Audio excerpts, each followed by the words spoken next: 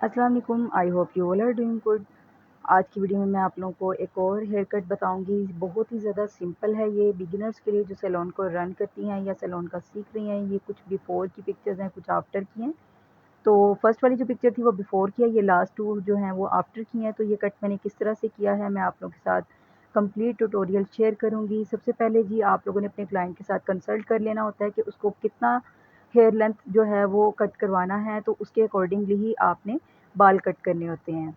और आप अपने क्लाइंट से पूछ लें कि उसने क्या कट करवाना है। बेसिकली इन्होंने मुझे पहले ही बता दिया था कि इनको फ़ेदर कट चाहिए। फ़ेदर कट जो होता है वो फ्रंट साइड पे ला के कट किया जाता है।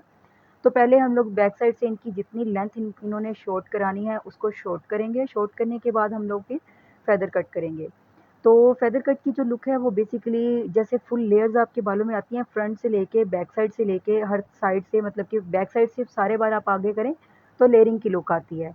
तो आप लोगों ने इसको करना किस तरह से है, मैंने पहले एयर टू एयर पार्टीशन कर ली है। उसके बाद बैक साइड पे आप लोग देख सकते हैं वॉल्यूम कितना अच्छा था इनके बालों का माशाल्लाह से। तो अब हम लोग क्या कर रहे हैं, सेक्शन बाय सेक्शन इनके बालों को कट करेंगे। इवन दो कि आप अगर अपने बालों को जस्ट लेंथ को भी कट कर रहे हैं तो भी आप लोगों ने सेक्शनिंग लाजमी करनी है। अगर आप लोग नहीं करेंगे तो आप लोगों का कट अच्छे से नहीं होगा। और इन्होंने काफ़ी हेयर कट करवाए थे 4 से 5 इंच तक। तो मेरी एक सब्सक्राइबर हैं, आई डोंट नो उनका नाम मुझे थोड़ा-सा भूल गया है क्या था। उनको इश्यू होता है, वो बोलती हैं कि आप जब भी कट किया करें तो आप नीचे गिरते हुए बालों को भी दिखाया करें। सीज़र्स का जो अपनी वॉइस होती है जब आप सीज़र से कट करते हैं बालों को, तो सीज़र की जो आवाज़ होती है वो भी उसमें आनी चाहिए। तो मैं आपसे रिक्वेस्ट करती हूँ, देखें अभी जहाँ पे मैं सैलून अपना रन कर रही हूँ, जो मेरी बिल्कुल रोड के ऊपर है, ठीक है? तो यहाँ पे वॉइस ओवर मैं घर आके करती हूँ। यहाँ पे मैं इसलिए आप लोगों के साथ डायरेक्टली नहीं बात करती, जितना भी बाहर का वॉइस है, जितना भी नॉइज़ है, बाकी चीज़ों का जितनी भी गाड़ियाँ गुज़रती हैं रोड के ऊपर, आप लोगों को पता है कितना शोर होता है, तो वो सारा का सारा इसमें रिकॉर्ड हो जाएगा। तो क्या फ़ायदा वो सीज़र की आवाज़ सुननी है, तो उसके साथ आपको ऑटोज़ की, बाइक्स की, गाड़ियों की, सब चीज़ों की आवाज़ भी सुनाई देगी। इसलिए मैं वॉइस ओवर घर आके ही करती हूँ ताकि आप लोगों को ईज़िली समझ आ सके मैं बोल क्या रही हूँ, ठीक है? इसलिए सीज़र की आवाज़ इतनी ज़्यादा ज़रूरी नहीं है। और उसके बाद आप लोग कहते हैं जी बाल कट करते हुए दिखाएँ ज़मीन पे, तो आप लोग देख सकते हैं मेरी वो सब्सक्राइबर हैं, आई डोंट नो उनका नाम क्या है, उन्हीं के लिए ये वीडियो है। तो मैंने आपके लिए बालों को ज़मीन पे गिरते हुए दिखाया है। बेसिकली ये मैं कोई क्लास नहीं दे रही थी, ये मैं अपने रियल क्लाइंट का काम कर रही होती हूँ, जो कि मैं आप लोगों के साथ शेयर करती हूँ। क्लास देने के लिए लड़कियों का भी जिगरा नहीं है कि वो अपने बाल कट करवाएँ और एक-दूसरे को एज़ अ मॉडल वो डेमो बने। तो इसलिए मैं ये अपनी रियल क्लाइंट्स के ऊपर जो भी कटिंग करती हूँ, वो मैं आप लोगों के साथ शेयर कर देती हूँ। तो ये भी मैं इनकी थैंकफुल हूँ कि इन्होंने मुझे वीडियो बनाने दी, क्योंकि मेरा मकसद है आप लोगों को सिखाना, जो लोग मुझ तक नहीं पहुँच सकते और ईज़ी वे में कट सीखना चाहते हैं, तो वो इसी तरह से फिर सीख सकते हैं। आप लोग कोई ना कोई मॉडल अरेंज कर लिया करें और थोड़े-थोड़े बाल जिन्होंने ट्रिम कराने हों उसके ऊपर फिर प्रैक्टिस कर लिया करें। अभी तक मैं बैक साइड से कटिंग ही कर रही हूँ, आप लोग देख सकते हैं। तो इसमें मैं बिल्कुल स्ट्रेट खड़ी हूँ, क्योंकि कैमरे में जिस तरह से कैप्चर हो रहा था वो आपको लग रहा होगा कि मैं एक साइड पे खड़ी हूँ।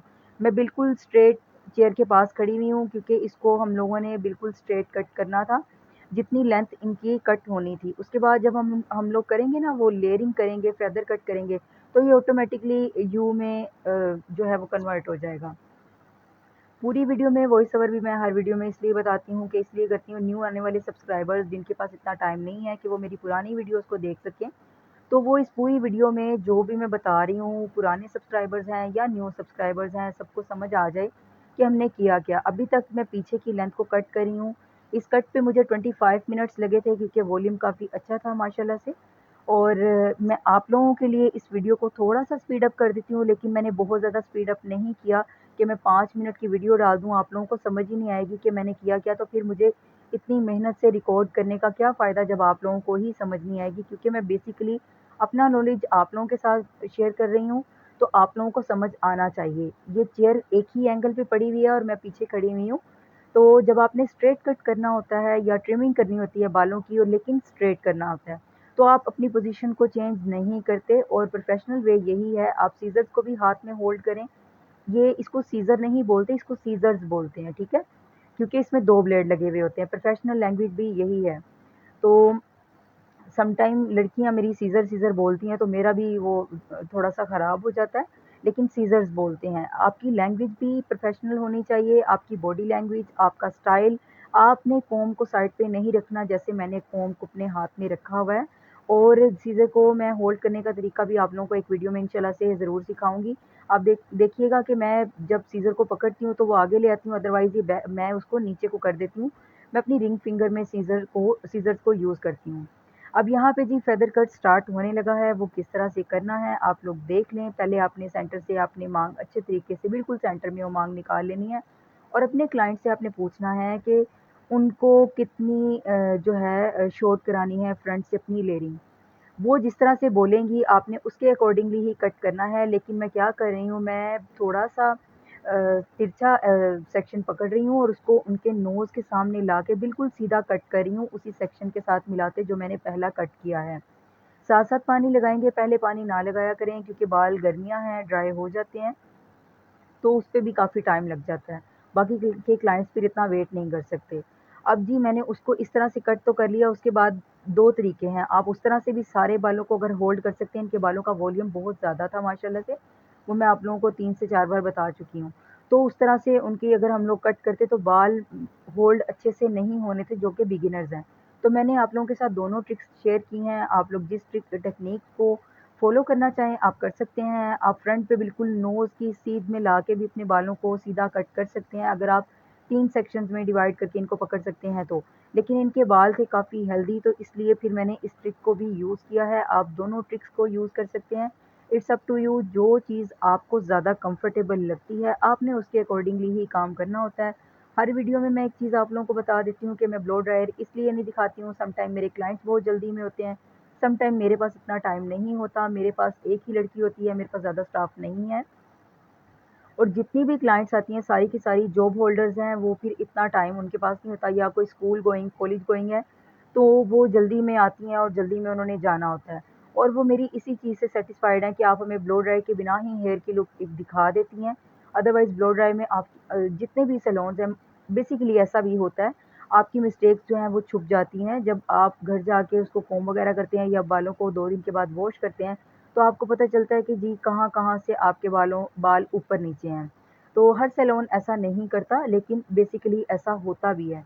तो मेरी जो क्लाइंट्स हैं वो मेरे से इसी बात से सैटिस्फाइड होती हैं कि मैंने कभी भी उनके बालों में मतलब कि बिल्कुल ड्राई करके नहीं दिखाया। मैं गीले बालों में ही उनको कहती हूँ कि आप जितना हो सकता है इसको चेक करें। मैं खुद भी उनको चेक करवाती रहती हूँ। तो उनको गीले बालों में ही अपनी लुक नज़र आ रही होती है। तो वो ब्लो ड्रायर इस वज़ह से भी नहीं करवाती क्योंकि 1-2 के साथ ऐसा एक्सपीरियंस हो चुका है, वो कहती हैं कि ब्लो ड्रायर में आप लोगों की मिस्टेक्स छुप जाती हैं और हमारे बाल फिर अच्छे से कट नहीं होते, हमें अच्छे नहीं लगते, फिर फैमिली बोलती है और सेकंड टाइम जब जाएँ, सैलून वाले कहते हैं कि आप हम दोबारा चार्ज करेंगे या ये आपने हमसे नहीं कराया, जो भी इश्यूज़ हैं व्हाटएवर। तो यहाँ पे मैं आप लोगों के साथ हर साइड को इसीलिए शेयर करती हूँ, जो राइट साइड है वहाँ पे सीज़र्स को होल्ड करने का तरीका और होता है, हाथ की पोज़ीशन अलग होती है और जो लेफ्ट साइड है, वहाँ से कटिंग की जो आपके एंगल्स हैं, आप यहाँ पे भी मैं बिल्कुल फ्रंट पे आके कटिंग कर रही हूँ, ठीक है? तो क्योंकि कैमरे की होल्डिंग इस तरह से है, तो मैं साथ-साथ आप लोगों को इसीलिए एक्सप्लेन कर रही हूँ। फिर आपने क्या करना है कि आपने अपनी कॉम्ब को अपने हाथ में हमेशा रखना है, प्रोफ़ेशनल वे यही है और आपने इसको साइड पे नहीं रखना होता, इस तरह से आप होल्ड कर लें। कुछ लोग क्या करते हैं टेल कॉम्ब के साथ कटिंग करना स्टार्ट कर देते हैं, देखिए आपने इस तरह से नहीं करना, आपके पास प्रोफ़ेशनल जो कॉम्ब होती है, आपके सैलून में एक होती है टेंगल फ्री करने वाली, आपने उसको यूज़ नहीं करना, कटिंग होती है कटिंग कॉम्ब के साथ। वो इतनी होती है आई थिंक ये 9 टू 8 इंच की मेरी कॉम्ब है। इसमें जो आपको ज़्यादा मतलब कि एक साइड से आपको ब्रिसल्स नज़र आ रहे हैं, जो इसके कॉम्ब के ऊपर प्लास्टिक के ये जो दंदाने लगे हुए हैं, इनको ब्रिसल्स बोलते हैं। अब ये जो ब्रिसल्स हैं, प्रोफ़ेशनल लैंग्वेज इसीलिए बता रही हूँ क्योंकि मुझे 1-2 सब्सक्राइबर्स ने बोला है कि मैम आप प्लीज़ हमें साथ में जो भी लफ्ज़ बोलती हैं उसको उर्दू में भी बता दिया करें ताकि इंग्लिश में भी समझना आसान हो और हमें उर्दू में मतलब भी पता हो आप क्या बोल रही हैं। तो ये उनके लिए है, जो मुझे प्रोफ़ेशनल्स भी देखती हैं जो कि बिगिनर्स हैं। और ज़्यादातर मुझे इंडिया में देखा जा रहा है, बहुत शुक्रिया इंडिया वाले भी मुझे बहुत ज़्यादा सपोर्ट करते हैं, बांग्लादेश में देखा जा रहा है और उसके अलावा मुझे यूनाइटेड स्टेट में भी देखा जा रहा है और दुबई में भी देखा जा रहा है। तो इंडोनेशिया में भी देखा जा रहा है। तो ये देखें जी, ये ब्रिसल्स होते हैं। इंशाल्लाह मैं नेक्स्ट टाइम अपनी वीडियोज़ में मज़ीद मेरे पास टाइम होता है तो मैं सबटाइटल भी यहाँ पे लगा दिया करूँगी, ताकि जो मुझे बाहर से देख रहे हैं उनको भी समझना ईज़ी हो जाए। मैंने रिसेंटली देखा है कि मुझे ट्रैफ़िक कहाँ से देख रही है, तो मुझे आइडिया हुआ है, तो मैं अब सबटाइटल भी लगाऊँगी, क्योंकि कुछ लोगों की डिमांड भी है कि मैम सबटाइटल भी लगा दिया करें। वैसे तो समझ आती है, लेकिन सबटाइटल से मज़ीद अच्छी समझ आ जाएगी।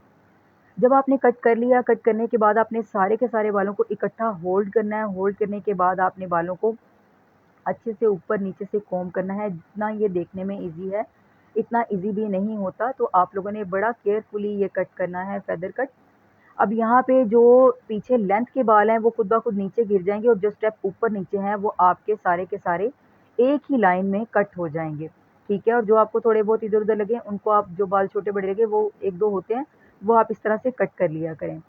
उसके बाद आपने दोनों साइडों को अच्छे तरीके से चेक कर लेना है। चेक करने के बाद आपने दोनों साइडों को आपस में मिलाना भी है, उसको कहते हैं क्रॉस चेक करना। अच्छा, कॉम्ब के जो ब्रिसल्स होते हैं, ये दंदाने होते हैं, इनको बोलते हैं ब्रिसल्स। और इन ब्रिसल्स में एक साइड पे होते हैं वाइडर, मतलब कि जिनमें फासला ज़्यादा होता है, और एक साइड पे बिल्कुल बारीक होती है।